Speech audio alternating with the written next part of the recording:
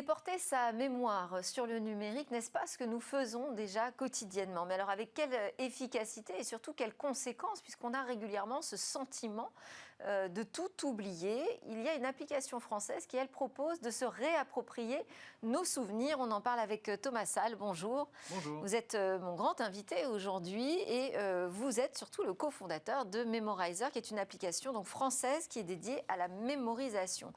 Donc il s'agit de nous aider à retenir, j'imagine, ce qu'on va lire, les films que l'on va regarder, mais également les restaurants dans lesquels on va se rendre. Tout ça rassemblé en un seul et même endroit. C'est aussi un réseau social qui va permettre de partager donc des recommandations de lieux, de films, de livres. Est-ce que vous ne trouviez pas votre compte jusqu'ici dans les applications de réseaux sociaux qui existent? Parce qu'il y en a quand même déjà pléthore.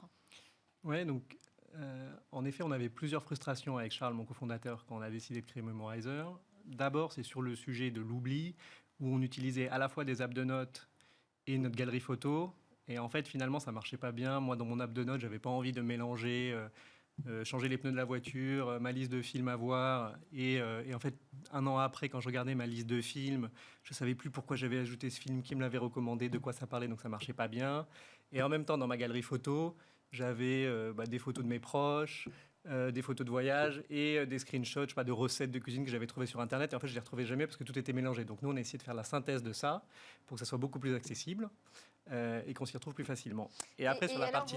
vous partez du principe que on oublierait 90% en fait de ce qu'on vit. C'est énorme comme chiffre. Ça vient d'où? Ouais, ça c'est énorme. Donc, c'est une réalité qui vient de plusieurs études, mais notamment une qu'on cite nous, qui est une étude d'un conférencier et entrepreneur américain qui s'appelle Dustin Garris.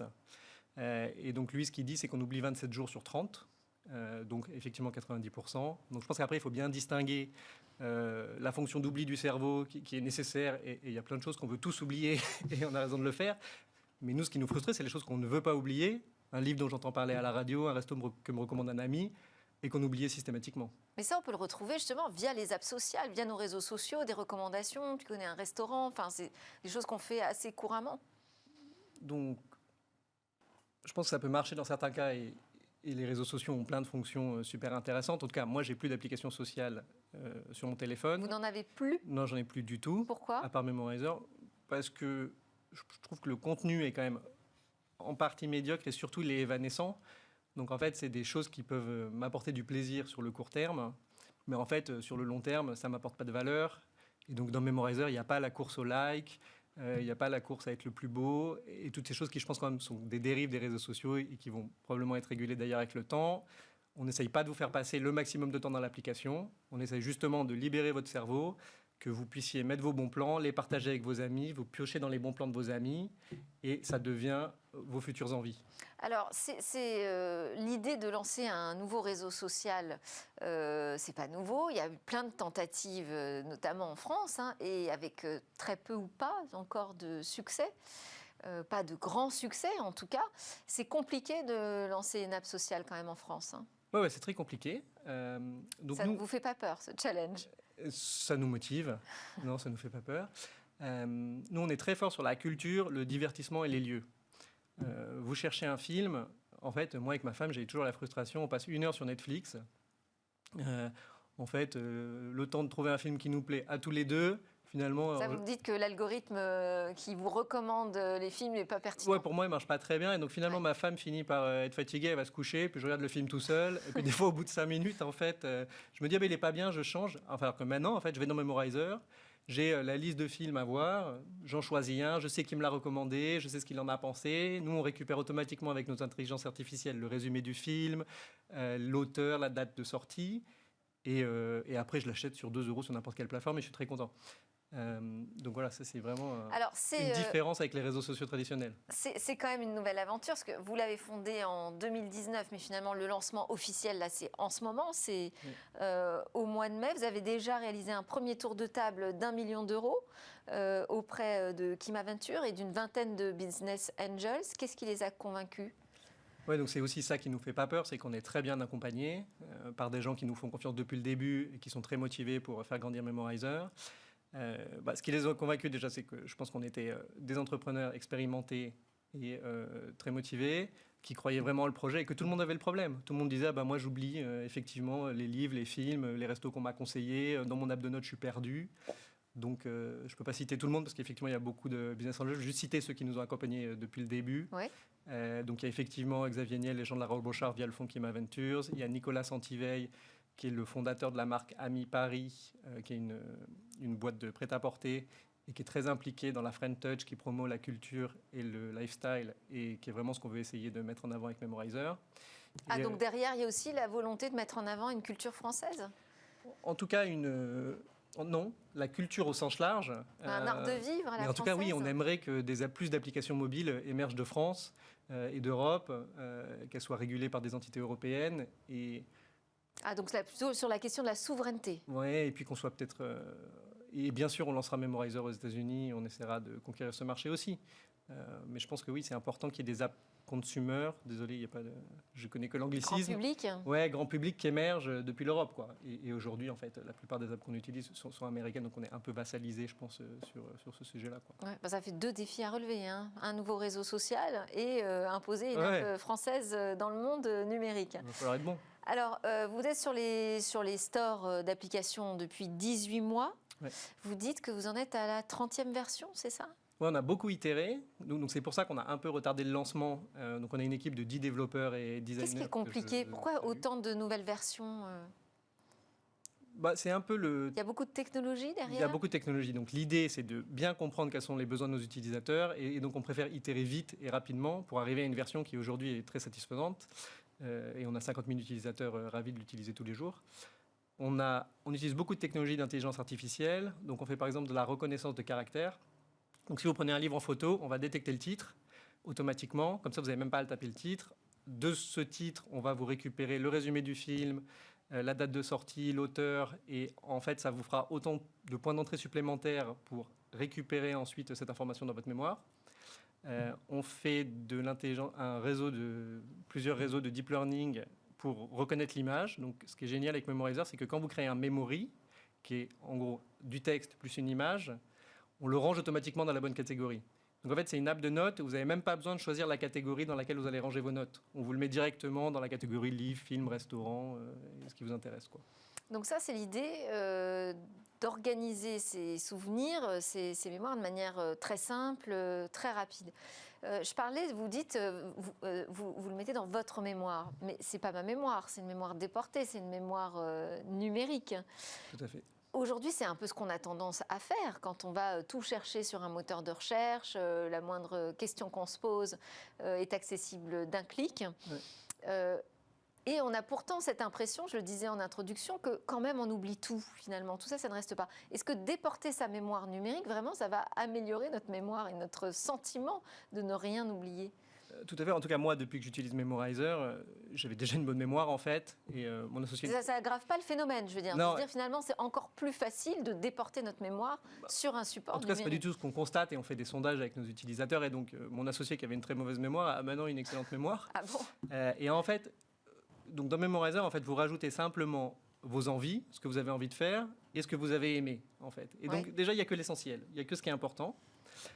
Et en fait, le fait de créer un enregistrement, de prendre quelques notes sur un livre que vous avez lu et que vous avez aimé, ou de prendre une page dont vous voulez retenir le contenu en photo, ça aide en fait à accéder à votre mémoire. Votre mémoire, c'est comme une bibliothèque, sauf qu'en fait, vous savez, des fois, vous ne savez pas dans quel rayon et à quel étage le livre est rangé, quoi. Et en fait, le fait d'avoir plus de points d'entrée, ça permet d'accéder plus facilement.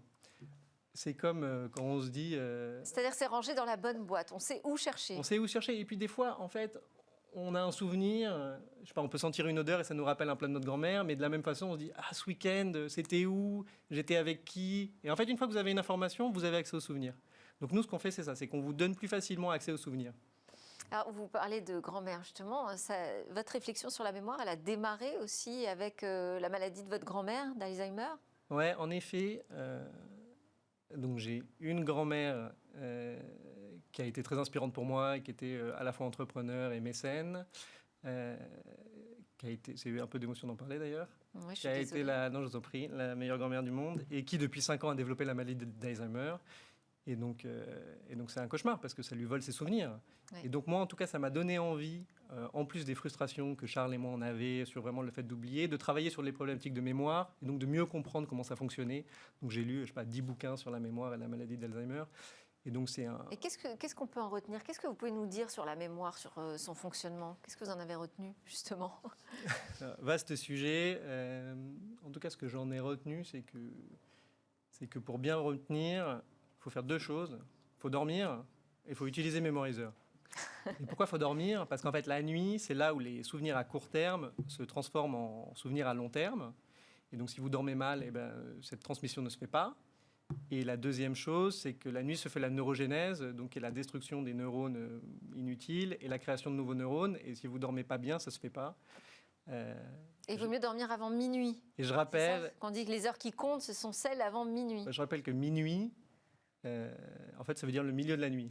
C'est assez bête, mais en fait, on l'oublie. C'est pas le début, donc. Voilà, donc notre rythme, c'est plutôt en fait 20h, 4-5 heures du matin, qui vient de notre patrimoine génétique. Et c'est plus facile quand on est à l'équateur parce que c'est un peu les horaires du soleil, entre 19h et 5h.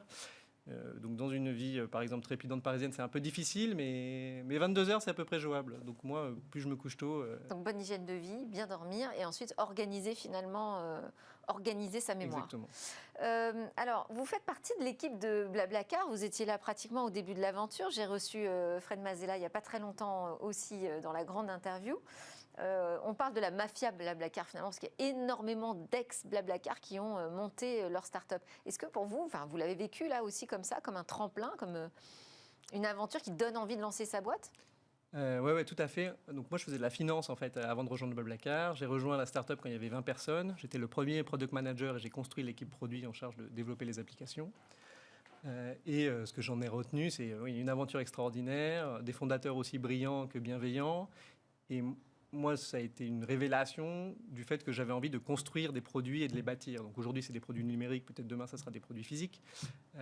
Mais en tout cas, de ce point de vue-là, déjà, j'ai découvert ce que j'avais vraiment envie de faire et ce pourquoi j'étais fait.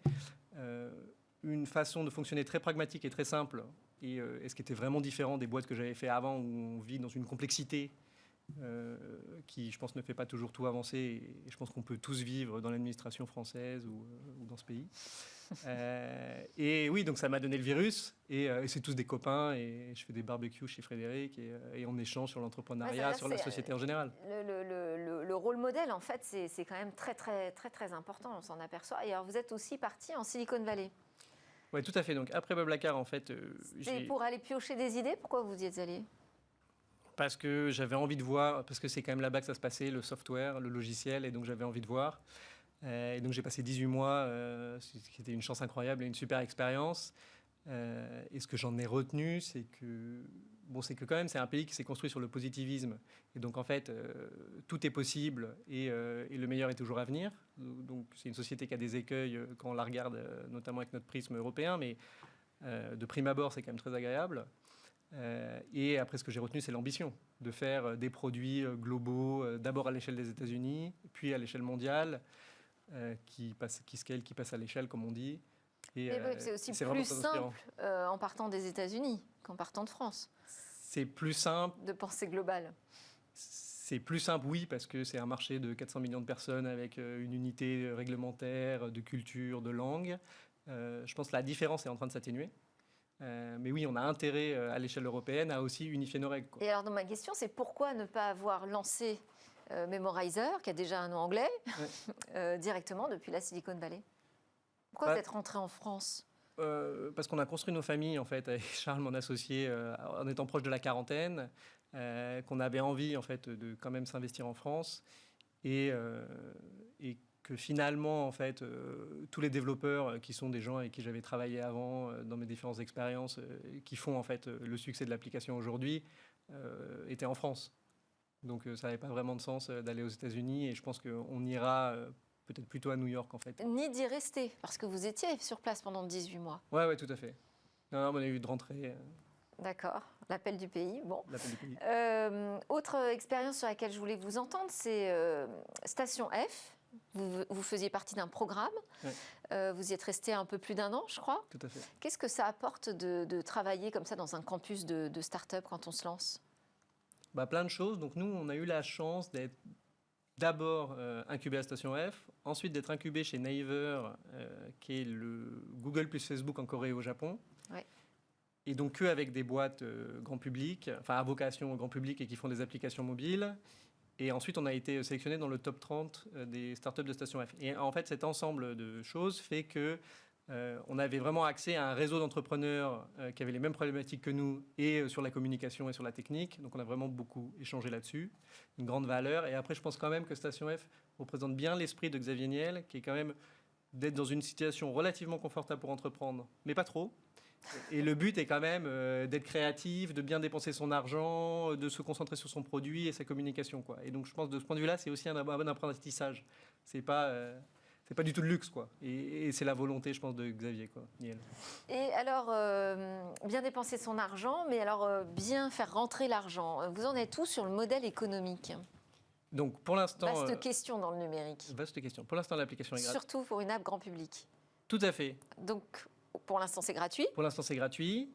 Demain, ce ne sera pas gratuit. Il y aura une partie premium où, en fait, vous paierez un abonnement, je sais pas, 4-5 euros par mois pour accéder à plus de fonctionnalités, notamment des choses qu'on va lancer prochainement.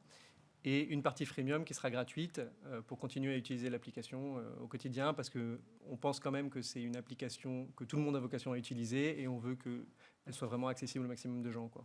Et donc, ça repose uniquement sur l'abonnement? Ça reposera sur l'utilisateur, finalement? Uniquement sur l'abonnement, oui. Et en tout cas, pas de publicité? Non, pas de publicité. On ne monétisera pas vos données. Vos données vous appartiennent, elles sont cryptées. Pas de géolocalisation en fonction du restaurant dans lequel on s'est rendu, par exemple ou... Si, de la géolocalisation, si ça sert votre usage.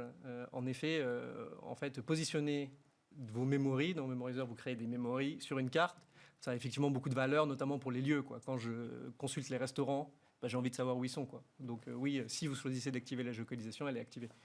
Mais c'est à votre Je vous pose cette question parce que confier sa mémoire à une plateforme, c'est pas anodin.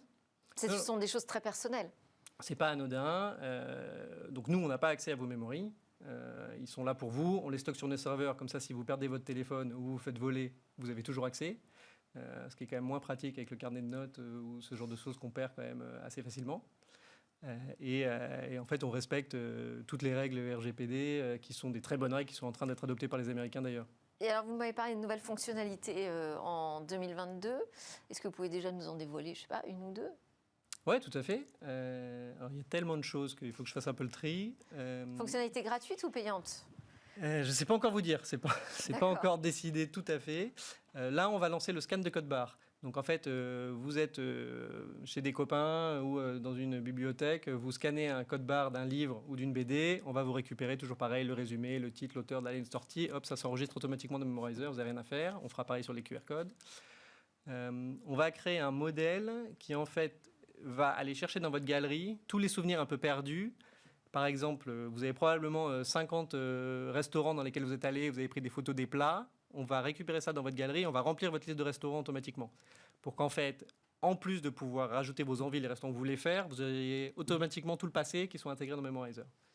Donc ça, c'est un gros travail sur lesquels... Donc en fait, c'est quand même beaucoup, ça repose beaucoup sur la technologie. Ouais. La valeur ajoutée, en tout cas, de l'application, c'est là qu'on la trouve. Ça engage pour vous d'avoir des bons data scientists, d'avoir des gens qui savent développer, manipuler la donnée. Ça, c'est un frein pour la croissance aujourd'hui de beaucoup d'entreprises. Comment vous en sortez avec ça? Nous, on travaille avec Yann et Luc, que je salue, en fait, avec qui j'avais déjà bossé auparavant dans une autre entreprise où j'étais salarié. Et finalement, je pense que si on a des convictions et des bonnes idées et que la technologie est intéressante, c'est pas dur en fait de recruter des data scientists. On se bat un peu avec les GAFA qui... Oui, c'est ce que j'allais dire, parce qu'il faut pouvoir proposer aussi les mêmes conditions. On propose des conditions bien moindres que les GAFA, mais avec des actions de la boîte. Donc chez nous, tous les salariés sont actionnaires, avec des conditions très avantageuses, et c'est ça qui les motive. Et après... ça va vraiment les impliquer dans l'aventure. Ça les implique dans l'aventure, et je pense que la cause est aussi importante. Je pense que plus on vieillit, plus on grandit, plus on est en recherche, plus la cause à laquelle on adhère est importante, et tout le monde n'adhère pas à la cause des GAFA, et je pense que la cause de Memorizer peut être une motivation supplémentaire pour venir chez nous, quoi. Donc pour l'instant, pas du tout de problème de recrutement. Bon, Par contre, on recrute en marketing Ah, vous lancez un appel. 2 personnes, voilà, Ouais. j'en profite pour lancer un appel aux talents de tout. Marketing Bon. digital. Marketing digital, communication, RP, tout ça. Ok. Bon, on n'a plus beaucoup de temps pour terminer ensemble. Simplement sur le petit format Interview Express, je vais vous poser, allez, peut-être 2, 3 questions rapidement. Vous me répondez spontanément. Je vais commencer par vos rêves, Thomas. Mes rêves. Oui. Ah oui. Vaste question. Ah. En tout cas, s'il y a 2 choses que j'ai envie de faire, Oui. c'est j'aimerais bien qu'un jour des gens puissent dire j'ai eu la maladie d'Alzheimer et je l'ai plus, qu'on puisse guérir de cette maladie. Donc on peut faire des choses pour essayer de ne pas l'avoir, mais on peut aussi essayer de faire des choses pour guérir. Oui. Donc je sais pas, l'histoire on a encore fait que 1% de ce qu'on veut faire avec Memorizer et on fait encore rien du tout sur la partie santé, etc. Mais un jour, j'espère qu'on le fera. En tout cas, c'est notre ambition. Et si j'ai un autre rêve, je pense que j'essaierai un jour, si Memorizer marche et j'ai les moyens, de dépolluer la Méditerranée. Voilà. Eh ben, je crois qu'on va s'en tenir à vos rêves, Voilà. qui sont déjà géants. Merci beaucoup, Thomas Salve, Je vous en prie. cofondateur de Memorizer, l'application qui nous permet de ne plus oublier 90% de ce qu'on vit. Merci à tous de nous avoir suivis. On se retrouve dès lundi. Et en attendant, je vous souhaite un excellent week-end à tous.